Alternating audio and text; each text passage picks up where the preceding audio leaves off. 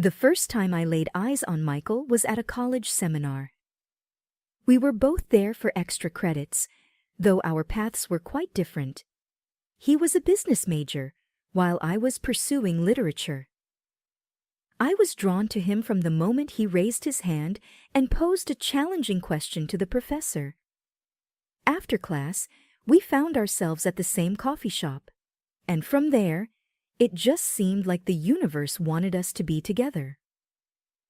We chatted about everything from college hobbies to our childhood memories.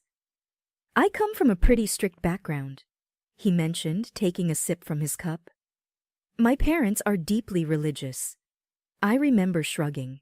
So my parents are freethinkers. They always taught me to question everything, I replied. Sounds like we're from different planets, he laughed. But despite our differences, there was an undeniable chemistry. We began to see each other more frequently, studying together and exploring the city during the weekends. About 2 years into our relationship, we decided to move in together.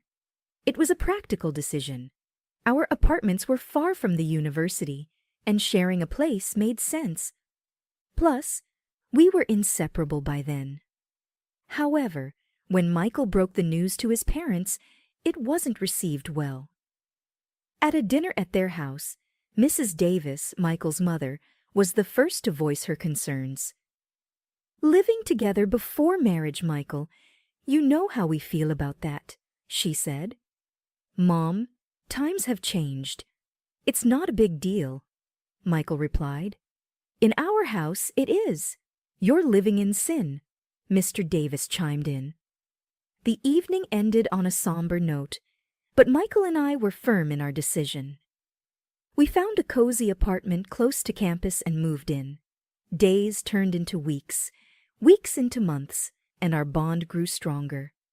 But the strain with his parents was always in the background, like an old radio playing a sad tune. One evening, as we were settling into our new life, there was a knock on the door.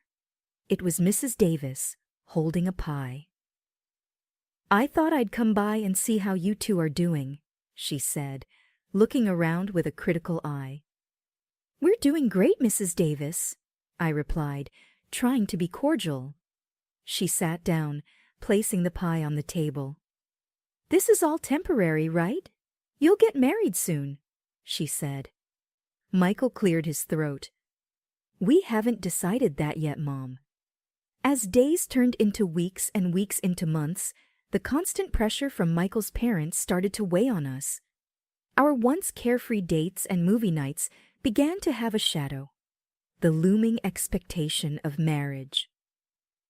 One evening, while we were making dinner together in our tiny kitchen, Michael broached the subject. "Lizzie, have you ever thought about, having a wedding?" he asked. I looked up from chopping the vegetables, surprised. "Like for us? Are you proposing?" He smiled awkwardly, rubbing the back of his neck. "Not exactly. I mean, yes, I want to marry you someday, but right now it's more about my parents. Maybe if we had a ceremony, they'd back off." "So you're saying a wedding without the legal paperwork?" I asked. He nodded. "Just a thought. We can invite friends, make it a fun day. My parents get their wedding, and we get some peace." It wasn't the romantic proposal I'd imagined, but I understood his reasoning. "All right," I said slowly. "But on one condition, we do it our way.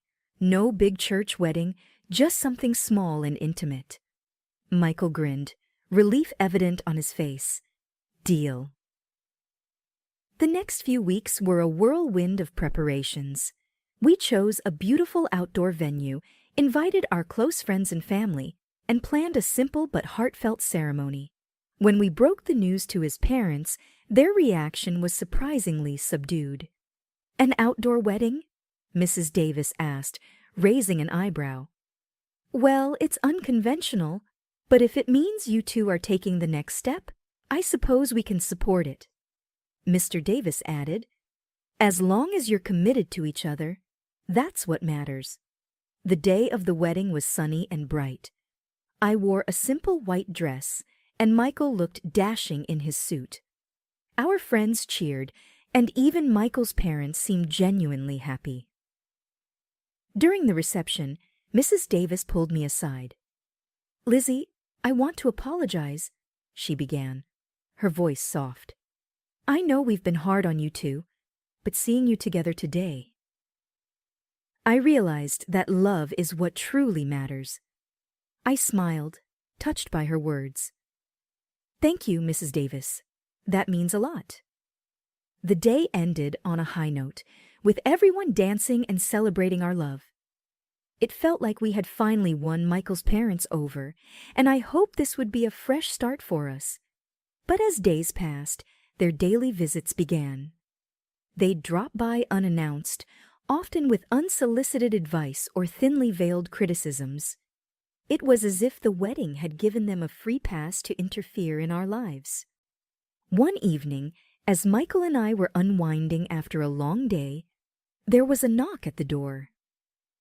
Opening it, I found Mrs. Davis holding a casserole dish. "Just thought I'd drop off some dinner," she said with a smile that didn't quite reach her eyes. "Thanks," I replied, taking the dish. "But you know you don't have to do this."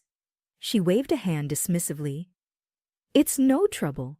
I just thought since you're always so busy, you might not have time to cook." I forced a smile, sensing the underlying judgment. "We manage, but thanks anyway." As the door closed, I sighed deeply. Michael wrapped an arm around me. "It'll be okay?" he whispered. It started with subtle comments, the not-so-innocent questions. "Why is the house so messy?" Or, "Have you considered cooking something more nutritious?" Mrs. Davis would ask, her tone dripping with faux concern. One day, I came home from work exhausted to find her in our living room, reorganizing our bookshelves. "Mrs. Davis, what are you doing?" I asked, taken aback. She looked up as if it was the most natural thing in the world. "Just thought I'd help tidy up a bit. These shelves looked so cluttered." Michael entered from the kitchen, holding 2 cups of tea. "Mom's just helping out, Lizzie," he said, trying to play mediator. I took a deep breath, my patience waning. "This is our home, Michael. We didn't ask for help." Mrs. Davis pursed her lips, her eyes watering. "I'm just trying to be helpful after all. Now we're family." Days like these became more frequent. They'd pop by without notice, giving advice we never asked for, criticizing decisions we'd made together as a couple. It was clear they no longer saw boundaries. One evening, after a particularly trying visit from his parents, Mikkel and I sat down for a heart-to-heart. "Mikkel, this has to stop," I began, my voice trembling with frustration. "I can't live like this, feeling like I'm constantly being judged in my own home." He ran his fingers through his hair, looking equally stressed. "I know, Lizzie. It's just, they're my parents. I don't know how to tell them to back off without hurting their feelings." "But what about our feelings? Our peace of mind? We can't keep sacrificing that for them." A week later, we invited them over for dinner, deciding to address the issue head-on. The evening started off pleasantly enough. We chatted about work, friends, and the latest news. But as the main course was served, I took a deep breath and dove in. "Mrs. Davis, Mr. Davies, we invited you over because there's something we need to discuss," I began, trying to keep my voice steady. Mr. Davis looked up, his fork pausing mid-air. "What's the matter?" "It's about the frequent visits and, well, the constant input on our lives," I continued. Mrs. Davis looked taken aback. "We're just trying to help." Michael took over. "Mom, Dad, we appreciate that you care, but it's becoming overwhelming. We need some space to live our lives, make our mistakes, and grow together." Tears formed in Mrs. Davis's eyes. "After all we've done for you, this is how you repay us?" Mr. Davis added, his voice stern. "We're just looking out for you. It seems Lizzie here doesn't appreciate family," Mrs. Davis said. Her tone hurt. I felt a pang of guilt, but stood my ground. "It's not about appreciation. It's about respect. Respect in our boundaries and our choices." The room grew silent, the tension palpable. Mrs. Davis dabbed at her eyes with a napkin, her shoulders shaking. "We just wanted to be part of your lives. I never thought it had come to this." Michael looked torn, his loyalty divided, but he held firm. "Mom, we love you, but this is our life. We need you to understand that." The evening ended with Mrs. Davis in tears, Mr. Davis looking disappointed, and an unspoken agreement that things had to change. As they left, I felt a mix of relief and dread, wondering what the future held for our relationships. Days after the confrontation, the house felt unusually quiet. The constant visits had stopped, but the silence was both a relief and a curse. Every time the doorbell rang or there was a knock, my heart would race, expecting it to be Michael's parents, but it never was. One evening, as Michael and I sat on our couch, he broached the topic. "Lizzie, do you think we were too harsh? I mean, they're my parents. Maybe we overreacted." I took his hand, feeling its warmth. "Michael, it's not about being harsh. It's about setting boundaries. We did what we had to do." He sighed deeply. "I know. It's just hard. I never imagined being in this situation with them." As days turned into weeks, we began to feel the weight of our decision. There were no more surprise visits, but there were also no calls or messages. It was as if we had cut ties completely.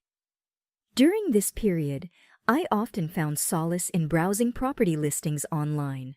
One day, as I was scrolling through, a beautiful house in a neighboring town caught my eye. It had a large garden, a spacious living area, and most importantly, it was far away from our current life. "Michael, come look at this," I called out. He joined me, peering at the screen. "Wow, it's beautiful. But why are you looking at houses?" I hesitated, choosing my words carefully. "I was thinking maybe it's time for a fresh start. Somewhere new where we can create our own memories, away from all this drama." He looked surprised. "You mean move? Leave everything behind?" I nodded. "It's drastic, I know. But maybe it's what we need." We discussed it at length, weighing the pros and cons. The idea of starting anew was enticing, but also terrifying. Yet the more we talked, the more it felt right. A few weeks later, we visited the house. It was even more beautiful in person, and the neighborhood seemed perfect. After much consideration, I decided to use the money I had inherited from my grandmother to buy it. The day we signed the papers, I felt a mix of emotions: excitement for the new beginning, but also sadness for what we were leaving behind. The move went smoothly, and soon we were settling into our new home. It felt like a dream. The peace and quiet were just what we needed. One evening, as we were enjoying a quiet dinner in our new dining room, Michael said, "Lizzie, I think this was the best decision we ever made." I smiled, feeling content. I think so too. The first few months in our new home were like a dream. The mornings were quiet, filled with the chirping of birds, and the evenings brought a calm, tranquil energy. Michael and I fell into a comfortable routine, enjoying the privacy and peace that our new surroundings provided. The past seemed like a distant memory, and the attention that once surrounded our lives had all but disappeared until one fateful day. I was in the kitchen preparing dinner when the doorbell rang. Michael went to answer it. I heard murmurs and then a familiar voice. My heart sank. It was Mrs. Davis. I walked to the entrance, my face revealing my shock. There they were, Mrs. and Mr. Davis, suitcases in tow, standing at our doorstep. "Mom? Dad? What are you doing here?" Michael asked, his voice filled with surprise. Mrs. Davis smiled a bit too sweetly. "We missed you, dear, and we thought, why not pay a visit?" I tried to keep my composure. "It's unexpected," Mr. Davis chimed in. "We just wanted to see where our son is living now. Is that so wrong?" Michael seemed torn. "Of course not, but a heads up would have been nice." Mrs. Davis looked around, her eyes scanning our home. "Oh, what a lovely place you have here. Much nicer than the old one." I bristled but said nothing. The visit turned into a stay. One night became 2, then 3. They began to settle in, making themselves comfortable, much like they had in our previous home. One evening, after dinner, I pulled Michael aside. "Michael, we can't go down this road again. We moved to escape this." He sighed. "I know, Lizzie, but they're my parents. I can't just throw them out." "Then what? Let them take over our lives again?" Mrs. Davis, who seemed to have overheard our conversation, walked over, her eyes welling up with tears. "Is that how you feel, Michael? That we're a burden?" Michael looked helplessly at me, then back at his mother. "Mom, it's not like that. We just wish you had told us you were coming." She sniffled. "We just wanted to be close to our son, but it seems we're not welcome here either." I had a sinking feeling when I heard Michael's parents mention they'd made a decision about their living situation. The two of us had recently been discussing the matter privately, hoping to find a delicate way to address the issue. Now it seemed the matter was going to be thrust into the open. "Lizzie, Michael," Mr. Davis began, "we have some news." Michael shifted in his seat, already sensing what was coming. "Go on," he prompted. Mrs. Davis, trying to sound cheerful, said, "We've sold our house. We realize there's no need for it when we have such a lovely family home here with you two." My eyes widened in shock. "You did what?" "We wanted to be closer to you both," Mr. Davis explained, looking earnest. Mrs. Davis looked hurt. "We are family. Why wouldn't you want us here?" I took a deep breath and said what I'd wanted to say for a long time. "This house, it's mine. It's not owned jointly by Michael and me. It's in my name only." I retrieved a file from the study, showing them the ownership documents. Mrs. Davis looked at the papers and then back at me, clearly stunned. "But you're married. What's yours is Michael's and vice versa," she exclaimed. I smiled triumphantly. "That's where you're mistaken. We held a wedding ceremony, yes, but Michael and I never legally married. We never signed any official documents. So technically, you're not my in-laws." The weight of my words seemed to hang in the air. Mrs. Davis's face turned a shade paler, her eyes widening in disbelief. Mr. Davis looked from me to Michael, seeking some form of denial. Michael took my hand, signaling his support. "It's true, Mom and Dad. We thought you'd be more accepting if we had a ceremony, but we never felt the need to get the state involved in our relationship." Mrs. Davis began to sob. "So you deceived us, and now you're throwing us out?" The room was heavy with tension after the bombshells were dropped. Michael's parents were clearly taken aback, but it wasn't long before the shock turned into outrage. "So, you tricked everyone with a sham wedding, and you think that makes everything all right?" Mrs. Davis's voice had a hint of venom. Michael sighed. "It wasn't about tricking anyone. It was about the way we wanted to live our lives. The ceremony was for us and those who wanted to celebrate our love." Mrs. Davis's face turned a shade redder. "You dare defy the sanctity of marriage, live together in sin, and then mock us with a fake wedding?" I've had enough, Mr. Davis declared, standing up suddenly. You, young lady, are nothing but a sinner and a witch, trying to pull my son away from his family, his values. I was taken aback by the fierceness of their reaction, but I wouldn't let them intimidate me. I have not taken Michael from anyone. He's made his own choices, and it's high time you respect them. Mrs. Davis's eyes were filled with tears, but her voice was stern. Michael, come home with us. Leave this woman. She's done nothing but pull you into her web of deceit. Michael, ever the calm in the storm, replied, Mom, Dad, I love you both, but my place is here with her. She's been nothing but kind and understanding, even when you both haven't been. You can't just demand I leave her.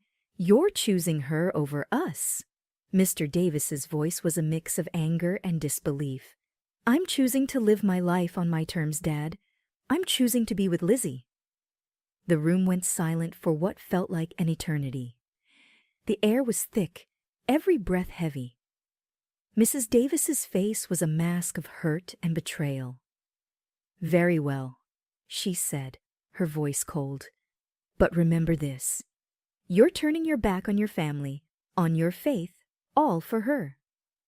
I'm not turning my back on anyone, Michael said firmly. I just wish you'd see that. Mrs. Davis's eyes were hard, her voice bitter. Let us go, she said to her husband, not giving either of us another glance. And with that they left, leaving behind a wake of hurt, confusion, and uncertainty. I looked at Michael, his face a mirror of my own feelings. We both knew that things had changed irrevocably, and there was no going back. A few days after the confrontation, as I was heading back from work, my neighbor, Mrs. Carlson, called out to me.